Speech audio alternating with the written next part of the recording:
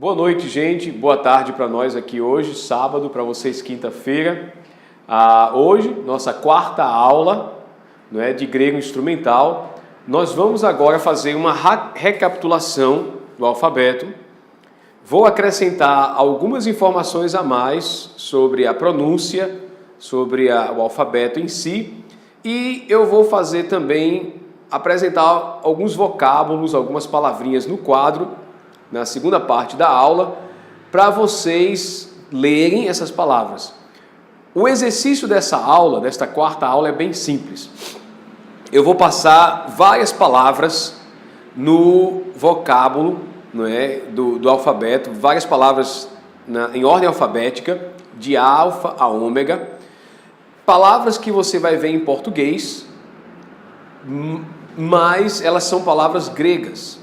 Então, junto com o material que eu mandei para o pessoal aí de Fortaleza, eu estou mandando também um dicionário, um léxico em PDF gratuito de Strongs. Nesse léxico de Strongs, você vai localizar essas palavras depois e achá-las. Mas antes disso, vamos dar uma recapitulação com algumas informações a mais. O alfabeto grego tem 24 letras. Recapitulando as letras, espero que a essa altura você já tenha memorizado todas, minúsculas e maiúsculas, alfa, beta, gama, delta, epsilon, zeta, eta, theta, iota, kappa, lambda, mi, ni, xi, ômicron, pi, rho, sigma, tau, upsilon, phi, Ki, Psi e Ômega. Everton estava me falando, a diferença entre o Ômicron e Ômega. Os dois são O, só que esse é Ômicron, micro, pequeno, pronúncia curta, Ômicron. Esse é Ômega, é um O, mas é o Ômega. Ômega, Ômicron. Muito legal essa dica, Aqui você tem um exercíciozinho, a semelhança daquele que eu te mandei, tá certo? Para você praticar. De novo, espero que a essa altura você já tenha fixado as 24 letras na ordem, a pronúncia e a escrita. Ok, vamos avançar. Então, o alfabeto grego, 24 letras, tem 7 vogais. Alfa, epsilon, iota, ômicron e upsilon, e eta e ômega. Então, 7 vogais. Nós só temos 5. A, E, I, O, U. Eles têm mais 2, ok? Eta e ômega. As vogais breves, epsilon, ômicron. Interessante o ômicron, o ômega é o O micro, ômicron.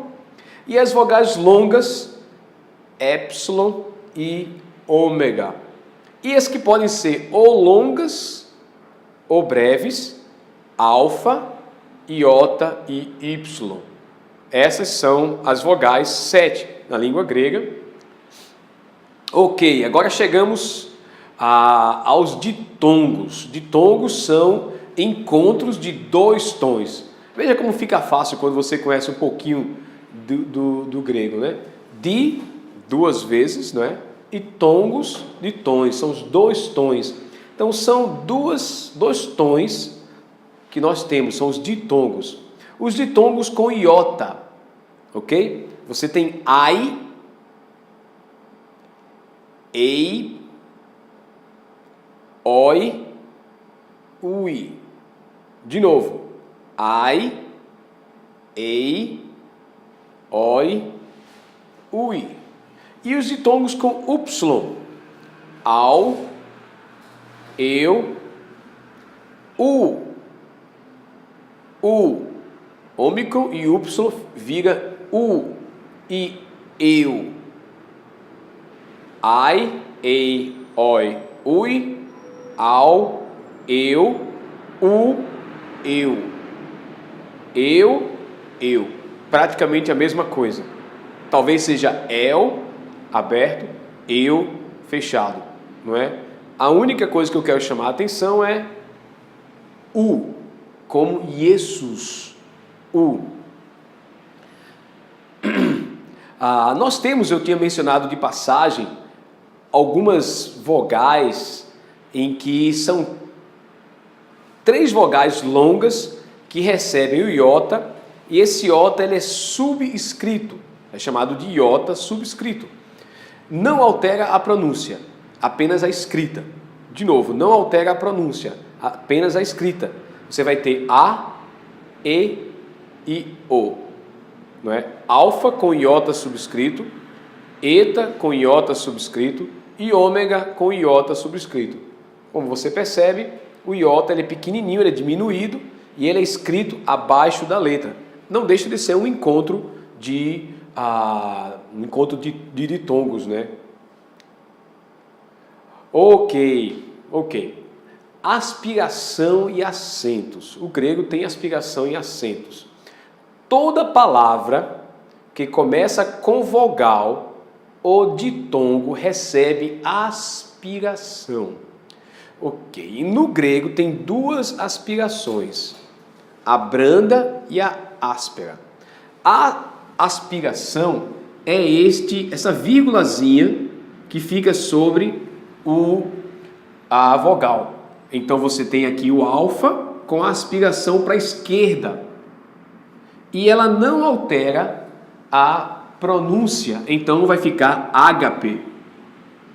Tá vendo aqui? Logo acima do alfa, ágape, não altera a pronúncia. Outro exemplo, altos. Aqui é no ditongo e a aspiração vai cair na segunda vogal, mas não altera a pronúncia. Altos, não é ele. Então, não altera. A aspiração branda, como diz aí, como eu fiz para decorar? A vírgula, ela fica para a esquerda. Essa é a branda. Ela não afeta a pronúncia. E geralmente essas palavras, quando são transliteradas, a aspiração branda não se translitera. Não se translitera. Contudo, a aspiração áspera, a vírgula acima do alfa, ela fica para a direita, para o seu lado direito. Esquerda, direita, tá percebendo? Uma pequena sutileza. Nesse caso, o alfa aspirado, né, acrescenta-se à vogal um som de R, para nós em português, ou H no inglês, ao pronunciá-la. Baixa aqui, Everton, eu acho que ele tem mais algum exemplo. Não, ele não dá mais nenhum exemplo, infelizmente. Mas você vai ter muitas palavras com aspiração e que vai ficar ra. A gente vai ver algumas no quadro com ra, e na hora de transliterar, a indicação de que teve uma aspiração em grego vai ser a presença do H, tá bom? A gente coloca um H lá para indicar. Aspiração e acentos. As palavras gregas recebem 3 tipos de acento: acento agudo, acento grave, que é o nosso circunflexo, ou acento grave, que é a nossa crase, ou o acento circunflexo, que em grego pode ser um tio, pode ser o nosso acento circunflexo, ou esse sinal aqui em cima, que eu acho que o nome é bráquia, eu não lembro, eu não tive cuidado de pesquisar. Então pode ser qualquer um desses aqui, que tem o mesmo som de acento, pronúncia fechada. E tanto agudo quanto grave não muda a pronúncia, não é? É questão apenas de onde a palavra cai na frase. Com uma única função, indicar a sílaba tônica. Ok. Na língua grega, nós temos também sinais de pontuação. É interessante você ver isso, porque quando você estiver olhando a interlinear ou então a sua própria Bíblia em grego, não confundir os sinais de pontuação. Então aqui o autor teve o cuidado de separar os sinais, entre os que são iguais e os que são diferentes. Então, tanto em grego quanto em português, o ponto final é um ponto. Tanto em grego quanto em português, vírgula é vírgula, certo? Contudo, no grego, um ponto alto, isso não temos em português, um ponto alto na palavra, percebe que o ponto final ele fica embaixo, colado à linha.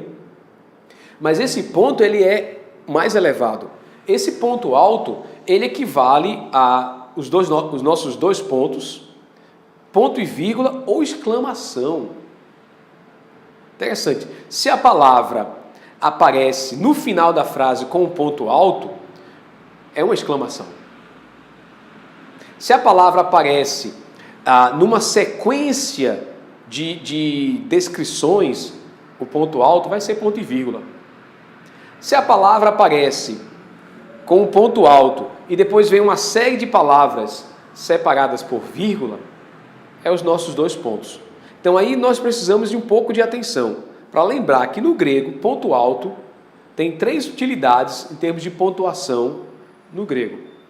Perdão, no português. Pode ser os nossos dois pontos, o nosso ponto e vírgula ou a nossa exclamação. A gente vai ter que observar na frase.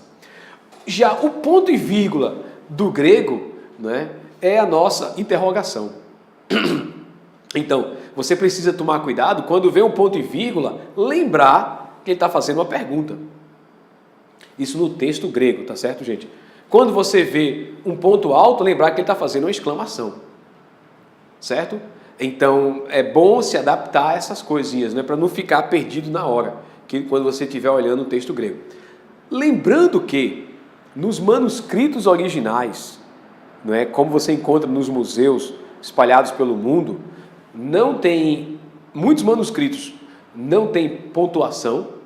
Os manuscritos mais antigos não têm pontuação. Os manuscritos mais antigos não têm sinais de acentuação. E nos manuscritos antigos as letras são maiúsculas e todas coladas uma na outra. Então o trabalho que esse pessoal teve de trazer os manuscritos para o texto grego, aquele que a gente viu em aulas passadas, era separar as palavras, colocar maiúsculas, minúsculas, ponto e vírgula, etc. Manuscritos gregos mais recentes já vêm com letras maiúsculas e minúsculas, já vêm com alguns tipos de pontuação, já vêm com alguns tipos de acento, já vêm com palavras com indicação de capítulos. É interessante isso, né? Então nós temos aí um universo de manuscritos gregos. Isso aí seria um curso ou uma leitura de crítica textual. Então tem livros no mercado que você pode dar uma olhada de crítica textual, em que ele vai explicar todos os tipos de manuscritos que existem, todos os tipos de caligrafia gregas, os manuscritos mais antigos como eram, os manuscritos mais recentes como eram.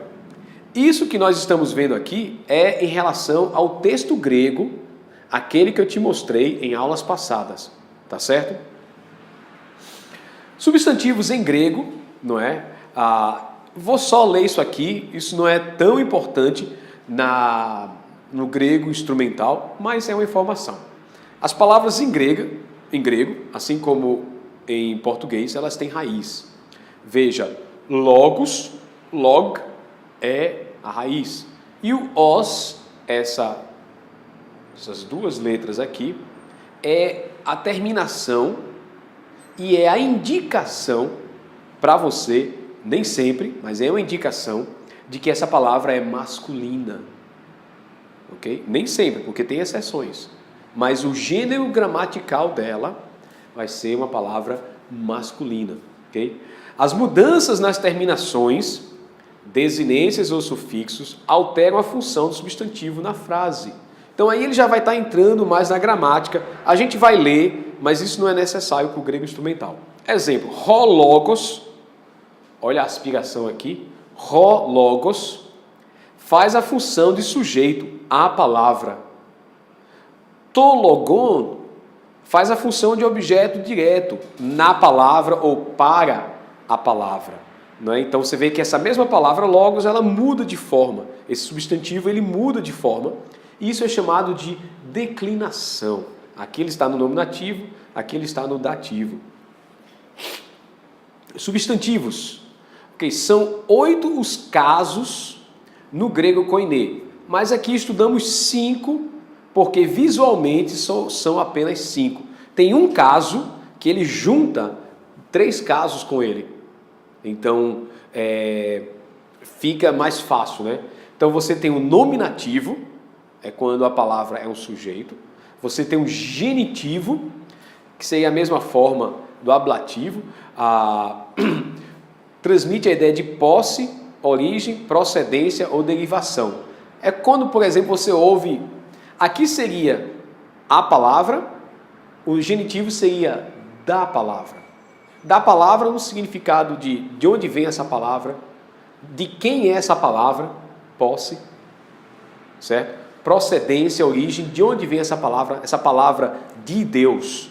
Ela pertence a Deus ou ela vem de Deus? Então o genitivo carrega essas nuances. Lembre-se, casos não existem em português mais. Se você decidir avançar no seu estudo do grego, os casos você vai ter que estudar. Não é? Mas é algo que não existe mais em português. Os substantivos eles não declinam mais em português, infelizmente, né? Para a gente. O dativo, ele tem a mesma forma que o locativo e instrumental, e ele funciona como objeto indireto. Seria o equivalente de para a palavra. Certo? Isso aqui influencia a palavra, craseado, para a palavra.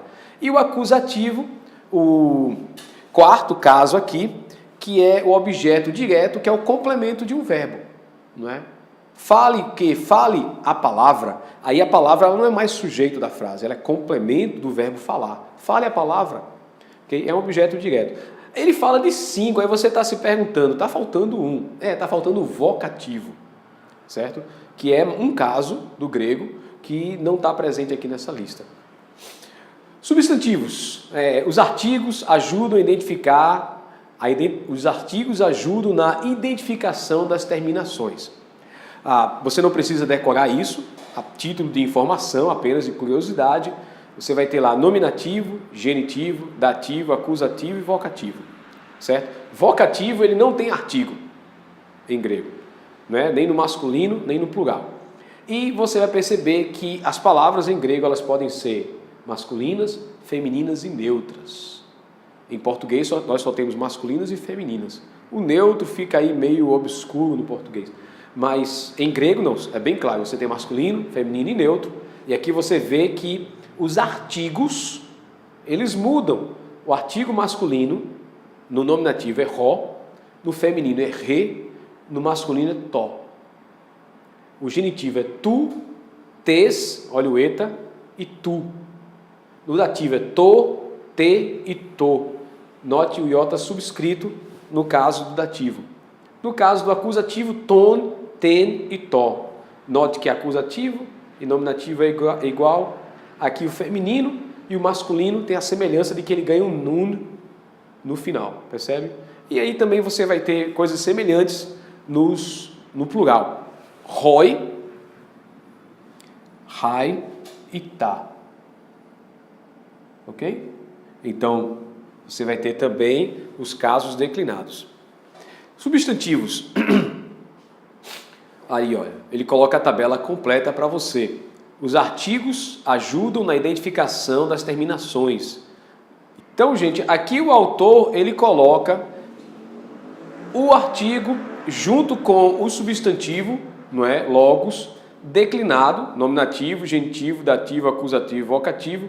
Note que no vocativo não tem artigo. Log, não é? Palavra. E aqui você vai ter a mesma coisa no plural. Roi, logoi, ton, logon, tois, logóis, tus, logus e logoi. Tá bom? Então, essa informação você não precisa.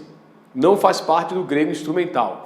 Eu estou jogando apenas como curiosidade, talvez atiçar, não é, para alguns de vocês querem estudar a gramática depois. E o restante do slide é informação explicando, né, o que são os casos, não é, como é que eles funcionam na frase.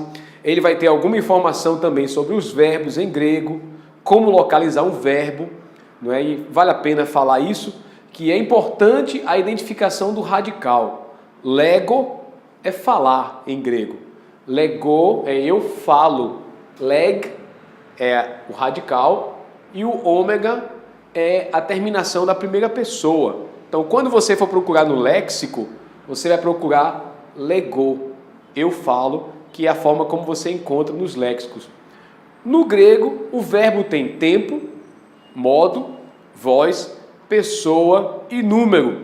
E o restante do slide também, não quero me deter muito nisso, é explicando como é o tempo em grego, a ideia de duração dos tempos, né? O presente, o perfeito, o futuro. O aoristo é um tempo que nós não temos em português, o perfeito e o mais que perfeito, como funciona. Os modos verbais do grego, indicativo, subjuntivo, imperativo, optativo, não é? Particípio e infinitivo. Nós não temos o optativo em português também. E para terminar, as vozes ativa, passiva e média, nós temos as três em português também, uma explicação. E para que as pessoas, né? Eu, tu, ele, nós, vós, eles, não muda em grego. O número também singular e plural, não muda. E ele aqui termina dando um exemplo, um verbo na voz passiva e o verbo na voz média ativa, não é? Que tem a mesma forma em grego, mas aí o tradutor tem que decidir. Ok? Depois disso, eu queria mostrar para vocês, enquanto Everton coloca, o próximo slide, porque esse próximo slide é o léxico de Strongs. O léxico de Strongs é um dos léxicos mais antigos e mais completos que você vai ter. Obrigado, Everton. É um dos léxicos mais completos e antigos que você vai ter. E ele já existe em português. A capa desse está em espanhol. Mas à medida que você desce aqui, ele está traduzido, né, pela Sociedade Bíblica do Brasil. E ele vai ter as palavras em hebraico, e grego. Esse léxico, eu estou mandando ele junto com o material no formato de PDF. A partir da página 1146, começam as palavras em as palavras em grego, ok? Então, o que você vai fazer? As palavras que eu vou colocar no quadro daqui a alguns minutos, a gente vai ver as palavras, pronunciá-las, identificar a semelhança delas com palavras que nós temos em português. O seu exercício da semana vai ser identificar todas essas palavras do quadro no léxico de Strongs que você vai receber.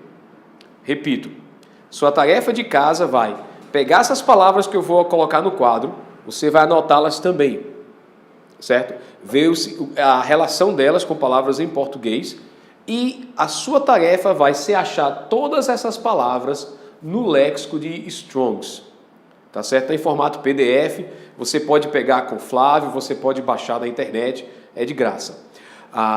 Lembrando que as palavras em grego, nesse arquivo, elas começam a partir da página 1146, tá bom? Qualquer dúvida você pode perguntar a Flávio ou também me escrever sobre a atividade dessa semana.